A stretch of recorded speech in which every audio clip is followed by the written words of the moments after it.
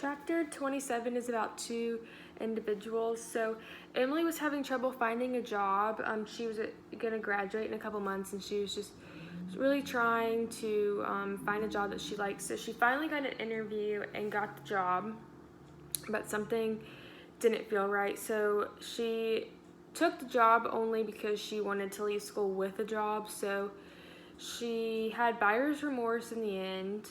And then Josh was lazy about finding a job. And then about 8 months after graduation, he got an interview. And then Emily got a call about another job a few days after she signed the job, and she received an offer with the new place.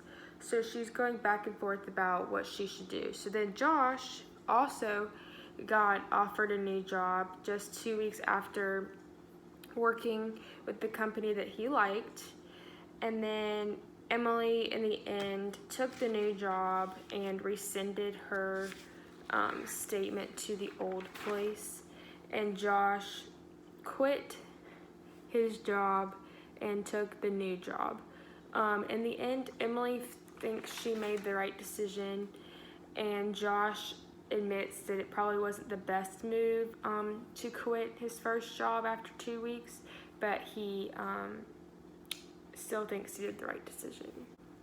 For number one, I think there are two different answers. So if you were friends with Parnell and Murray as they were struggling with the decision about which job to take, what would you have told them?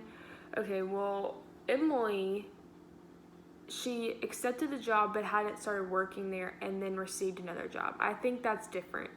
But since Josh was working there for 2 weeks and then got a job offer and then was like, oh, I'm gonna jump ship type thing, I think it's different. I still think it's a hard decision, and I think you have to do pro and con and see which job is better for you.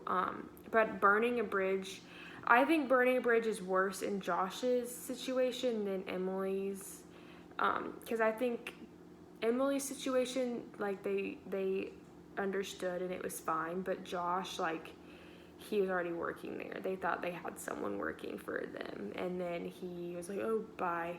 So I think it's just a little different. Number two is not really a question. So number three, a company is interviewing on campus and has a limited number of interview spots available. Would you take one just to get practice, even if you didn't want to work there?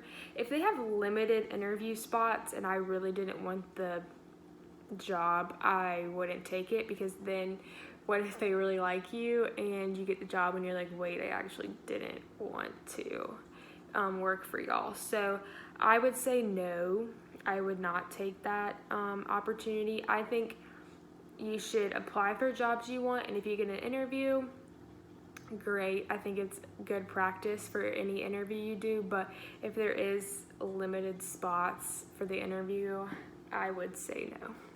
For number four, if you were working for a company that you really liked and you knew a fellow employee was interviewing for a job with a different company, would you tell your supervisor? No, I would not tell my supervisor. I don't think that's your business to tell them. I don't even know why that's a question.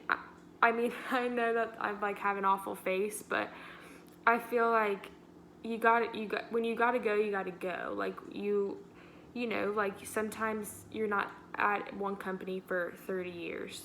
But I wouldn't go tell my supervisor that. No.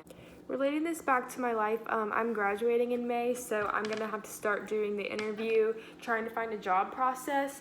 And I think it's good to understand that, like, everyone goes through the process, and everyone, you know, there's similar situations might happen to me.